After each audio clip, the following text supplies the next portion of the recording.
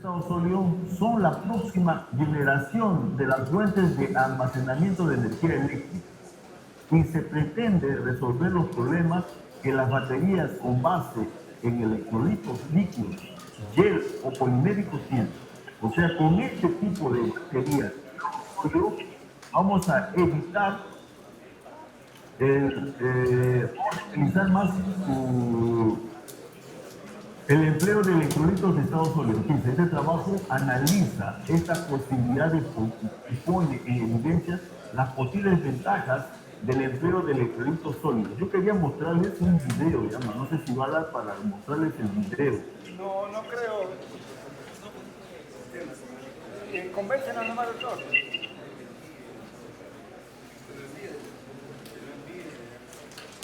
Yo le voy a enviar. A ver. Automóviles eléctricos o automóviles a gasolina. Escuchan. ¿Cuál es mejor? Sí, estamos escuchando. Solo escuchando. Eléctricos aparecieron en 1900, pero un aumento repentino en la fabricación de automóviles a gasolina acompañado por la baja eficiencia en la tecnología de las baterías los descartó en 1920. Sin embargo, las recientes mejoras en la tecnología de las baterías y la potencia de la electrónica, los automóviles eléctricos han regresado. Vamos a comparar estas dos tecnologías para entender cuál es mejor.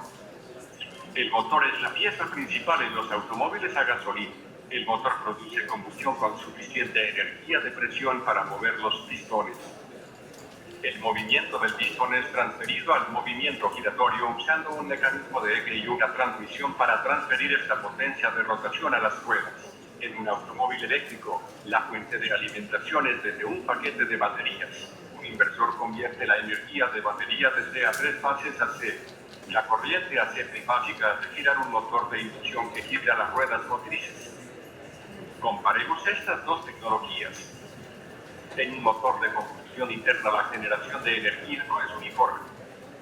Los componentes alternativos causan sustanciales problemas de equilibrio mecánico. Además, el motor no es autoiniciado. Muchos accesorios son necesarios para resolver estos inconvenientes que hacen un vehículo a gasolina bastante pesado. Estos inconvenientes no se encuentran en un motor eléctrico. Los motores eléctricos trabajan con un campo electromagnético giratorio generado por el rotor. Se controla fácilmente la velocidad del motor ajustando la frecuencia de entrada de energía AC. Esto produce potencia uniforme e iniciada. Por estas razones, el motor eléctrico es mucho más ligero que un motor. Lo que estoy tratando de entender es que yo actualmente trabajo en el área de ingeniería de energía. ¿Ya? El área de ingeniería de energía para un metalúrgico es muy importante, ¿ya? Porque nosotros conocemos mucho de electricidad y la química, o sea, conocemos mucho de electroquímica.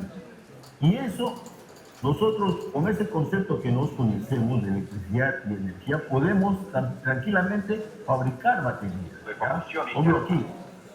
Produciendo una potencia de salida con mayor torque.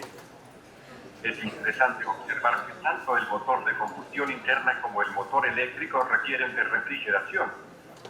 Los motores de combustión interna deben rechazar el calor residual para mantener la temperatura hasta cierto límite.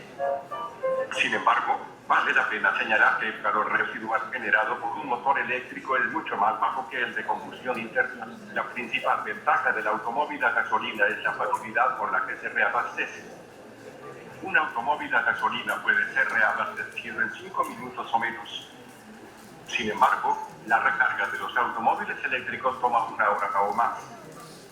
La mayor ventaja de los automóviles a gasolina sobre los automóviles eléctricos es su alta densidad de energía. La densidad de energía de la batería de iones de litio no está ni cerca de la gasolina. Estos automóviles son comparables en su tamaño, su peso y capacidad para producir potencia. La baja densidad de energía de la batería produce una gran diferencia en el automóvil eléctrico. Genera peso al automóvil, por lo que reduce el coeficiente de fricción entre el neumático y la carretera, haciendo más difícil girar en las curvas. La batería tiene el inconveniente de generar calor. Si se desarma el paquete de baterías, se puede ver que es una colección de células comunes de iones de litio. Para mantener la temperatura de las baterías a niveles normales, el calor es retirado a la atmósfera a través de un radiador. El almacenamiento de energía en los automóviles a gasolina no requiere de ningún mecanismo de refrigeración. Por otro lado, los automóviles eléctricos tienen una ventaja. La batería pesada es ubicada muy bajo, bajando el centro de gravedad, aumentando la estabilidad del automóvil, por lo que aumenta la seguridad general. El paquete de baterías se extiende por el suelo, ofreciendo rigidez estructural contra colisiones. Otra diferencia visible es que un automóvil a gasolina requiere de un complejo tratamiento de gases de escape para mantener los contaminantes y ruido a niveles adecuados. Ahora vamos a comparar la dinámica de potencia. El motor de combustión interna no puede operar más allá de un cierto rango de velocidad porque se requiere el uso de un mecanismo de transmisión complejo y costoso para el control de velocidad. En los vehículos eléctricos, el motor trabaja eficientemente en una amplia gama de velocidades, por lo que cualquier velocidad del automóvil eléctrico es controlada directamente desde el motor. Por lo tanto, para la variación de velocidad no es necesaria una transmisión. La velocidad del motor eléctrico es exactamente controlada por el inversor, simplemente ajustando la frecuencia de la potencia de salida. De hecho, las mejoras realizadas en la última década para el software de parásica electrónica del inversor jugaron un papel clave en la reactivación de los automóviles eléctricos. El automóvil eléctrico puede producir un gran torque desde el inicio, en donde un automóvil de motor a gasolina no puede a bajas RPM. Un motor de arranque es necesario para obtener una cantidad óptima de RPM en el inicio. Además, el torque y la potencia de un motor eléctrico se controla instantáneamente, mientras que los motores de combustión interna tienen una respuesta muy baja. El control de tracción es superior en los automóviles eléctricos. Los automóviles eléctricos han heredado las ventajas del frenado regenerativo. El mismo motor eléctrico actúa como generador. En un automóvil a gasolina, para lograr el frenado regenerativo se debe instalar un motor separado BMS y un paquete de baterías. Vamos a responder la gran pregunta: ¿cuál automóvil es más económico? Un automóvil eléctrico es mucho más costoso que un automóvil a gasolina promedio. Sin embargo, para obtener la imagen completa se debe comparar el costo necesario para viajar 1 kilómetro. El cálculo basado en los precios actuales de la gasolina y de la electricidad en los Estados Unidos demuestra que los automóviles eléctricos son 1/3 más baratos comparados a los automóviles a gasolina. Además, el costo de mantenimiento es también bajo, comparado con el de los automóviles a gasolina. También son mucho más seguros. Actualmente, con los avances tecnológicos del desarrollo de motores de combustión interna saturado y el rápido desarrollo de la tecnología de automóviles eléctricos, se puede ver claramente cómo estos tienen significativas ventajas sobre los automóviles a gasolina para colocarse como los automóviles del futuro. Para aprender más sobre este interesante tema, echa un vistazo a este excelente video de Kyle. Kyle es un experto del automóvil. Por favor, apóyanos en patreon.com para que podamos obtener nuestro servicio educativo gratuito. Ya. Luego, ¿están escuchando todo ahora? Ya. Yo quise mandar ese video, yo solo voy a mandar después el video, ¿ya? Sí, gracias, claro. Mi trabajo consiste en hacer las baterías estacionarias. Yo trabajo aquí, en la Universidad de Ingeniería de Energía, ¿ya? Entonces, como profesor, yo doy a los alumnos trabajos, de varios tipos de trabajos. Uno de esos es la batería estacionaria. Yo quiero que ellos entiendan un poco sobre la parte de cómo es el funcionamiento de las baterías estacionarias, estacionarias de estado sólido, ¿ya? Aquí, por ejemplo, conceptos generales. La batería es un dispositivo que almacena energía en forma electroquímica y es el más ampliamente usado para almacenar energía en una variedad de aplicaciones. Existen 2 tipos básicos de baterías. Baterías primarias, su reacción electroquímica es irreversible, es decir, después que la batería se ha descargado no puede volverse a cargar. Y baterías secundarias, su reacción electroquímica es reversible, es decir, de que la batería se ha descargado y puede ser cargada inyectándole corriente continua desde una fuente externa. Vamos a ver si da para...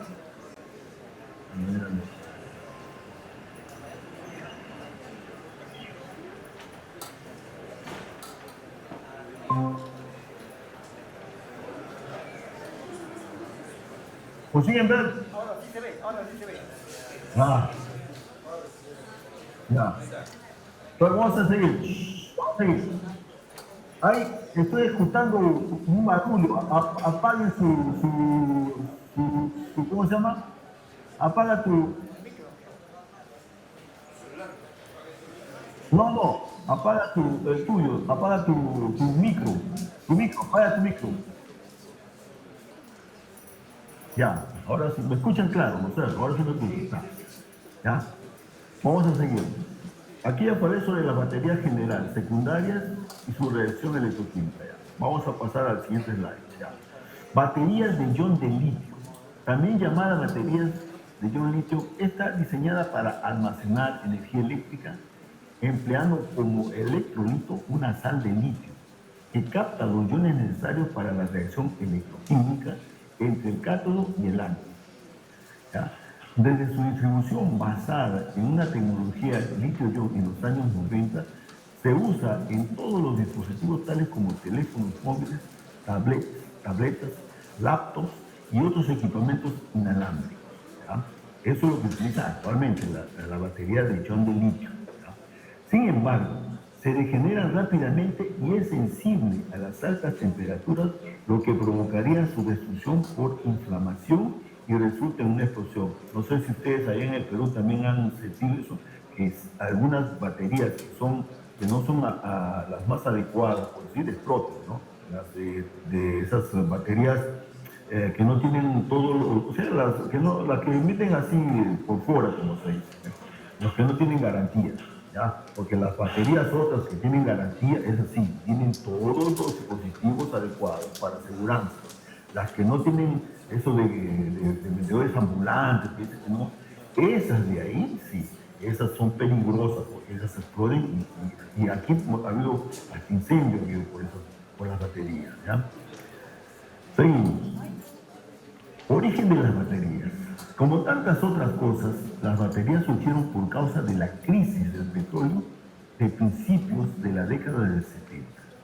Se lembra, hace mucho tiempo, en la década del 70, yo estaba allá en Perú y ya comenzó el problema del petróleo. Alarmada por el cariz que estaba tomando los acontecimientos a raíz de la guerra en Medio Oriente, la Exxon reclutó varios científicos y prestigió para que investigaran en tecnologías energéticas que no dependieran de los combustibles fósiles. Uno de ellos era un cientista, Whittinger, que comenzó a trabajar en superconductores y descubrió un material anormalmente rico en energía que empleó para crear un cátodo innovador en una batería de litio. O sea, él utilizó por primera vez el litio. El problema de este invento, por decir, residía en que el ánodo de la batería estaba formado parcialmente por litio metálico, capaz de liberar electrones y producir, en este caso, más de 2 voltios de potencia. O sea, por ser un material por decir, de la tabla periódica, uno de los más reactivos, entonces él daba una potencia elevada, pero muy reactivo y poco seguro. Ese es el gran problema del litio, ¿ya? Hasta el punto de que los bomberos tuvieron que acudir cada vez a su laboratorio del británico para sofocar los incendios. O sea, el litio ¿cómo se dice? Misturado con agua, por decir, el arde, ¿ya? Entonces era muy peligroso. En el MIT, el químico Goodenough descubrió que el cátodo de la batería de un colega podía tener un potencial mayor y ser menos inestable si estaba hecho de óxido metálico en lugar de sulfuro metálico.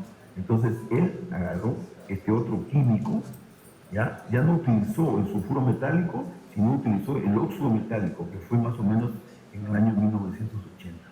Demostró que el óxido de cobalto con iones de litio intercalados podían producir hasta 4 voltios de potencia eléctrica. Y en este hallazgo señala el inicio de las baterías de ion-litio tal como las conocemos hoy en día. ¿Ya? Fue en este momento que ya las baterías comenzaron a mejorar. ¿Ya? Porque el gran problema de los carros eléctricos es la batería, no tengo otra cosa. Doctor, tenemos Y 5 desde minutos. 1920 más o menos que comenzó el primer carro, ese fue el grande problema. Sodio. Aquí ya falo ya del sodio porque el litio existe solamente en pocos países. El litio es muy restringido. Ahora, la batería de iones de sodio, ya no litio, sodio, que es un primo en la tabla periódica del litio, se carga más rápido que las variantes de iones de litio y tiene un ciclo de vida 3 veces mayor, o sea, inclusive supera al litio. ¿Ya? Entonces yo estoy haciendo una pesquisa sobre las baterías en estado sólido de sodio. Doctor, Hola. tenemos 5 minutos. Ya, voy a terminar rápido. Ya. Sin embargo, las baterías de iones de sodio carecen de una cadena de suministro de materia prima bien establecida y la tecnología aún se encuentra en las primeras etapas de desarrollo.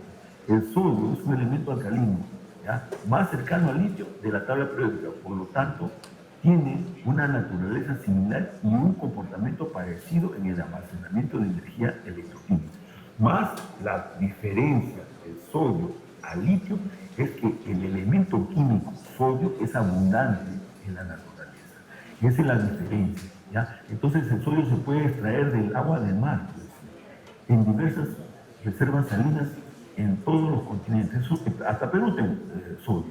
Entonces mi pesquisa va a ser hacer baterías de estado sólido más de sodio, no de litio. ¿Ya? Claro, las de litio van a seguir igual. El litio, el grande problema es extracción de litio.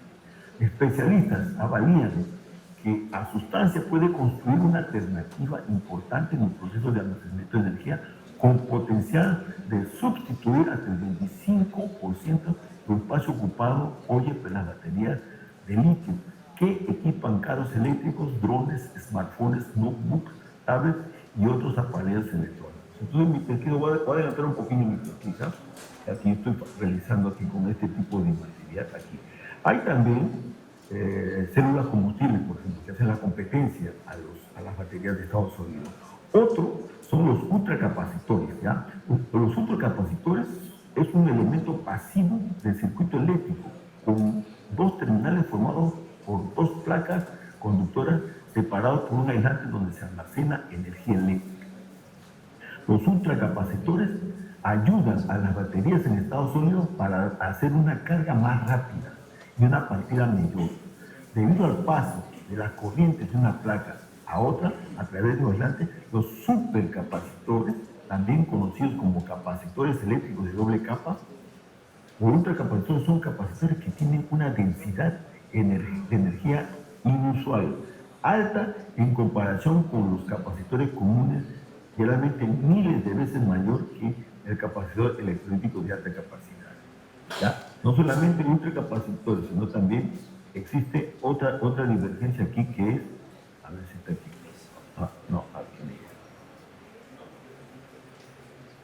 La disputa entre la batería de estado sólido y esta de aquí. No lo tengo en este lado. Bueno, la cosa es que la batería de estado sólido, con el apoyo de los ultracapacitores, nos va a permitir que las baterías sean mejores, más fáciles de utilizar y con una potencia mayor. ¿No? Entonces, esa es una pesquisa que estoy haciendo y tenemos aquí el apoyo de la universidad. A ver, no sé si lo he colocado.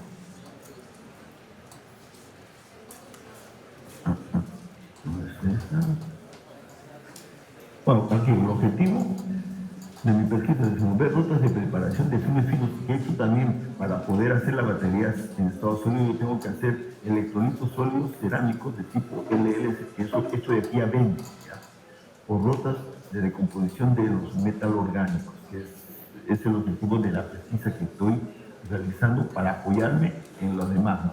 Por eso que yo aquí observo ¿Dónde que dejé esta parte? No, células como ustedes no. Ni supercapacitor. Aquí, supercapacitor y batería. Entonces, los parámetros de mayor interés, tanto para las baterías cuanto para los supercapacitores, son los valores de energía específica y potencia específica. Entonces, los supercapacitores me ayudan a que la capacidad o de carga, la velocidad de carga sea más rápida, porque los capacitores cargan más rápido. Las baterías no, las baterías demoran muy lentamente en cargar y ese es el grande problema que se tiene actualmente de las baterías normales. Las de litio tienes que dejarlas. En los carros eléctricos no da, tú lo vas a hacer en un grifo, no vas a cargar 8 horas tu carro, 2 horas, tiene que ser menos tiempo. ¿Ya? Ese es el grande problema, por eso que están utilizando supercapacitores y baterías de estado sólido, ambas. Una va a apoyar en la velocidad de carga y las otras va a mantener la carga. Ese es el último, ¿cómo se llama? Las últimas pesquisas que están haciendo y ya inclusive existen, ya los chineses están en este negocio más adelantados que todo y ya están haciendo inclusive comercializando aquí. Y cuando aquí fala de la energía específica se refiere a la capacidad de almacenar grandes cantidades de energía y distribuirla por un largo periodo. La potencia específica describe la capacidad de cargamento, que se refiere a la rapidez con que a la tecnología de almacenamiento de energía puede fornecer energía en un dispositivo de carga o sistema. Entonces, la velocidad de carga también es importante, ¿ya? Para no ficar, por ejemplo, estacionado 5 horas o 4 horas para que te cargue la batería. Ahí no dan, ¿eh? Entonces, esa es una parte que está cerca. ¿Está? ¿Alguna pregunta? ¿Están por ahí? Sí, no, doctor, muchas gracias. Más bien le vamos a agradecer que nos comparta su presentación tal vez más adelante. Muchas gracias. Ya. Chao, chao, chao. Un abrazo. Aplausos a todos los... Un abrazo. Chao, chao. Gracias.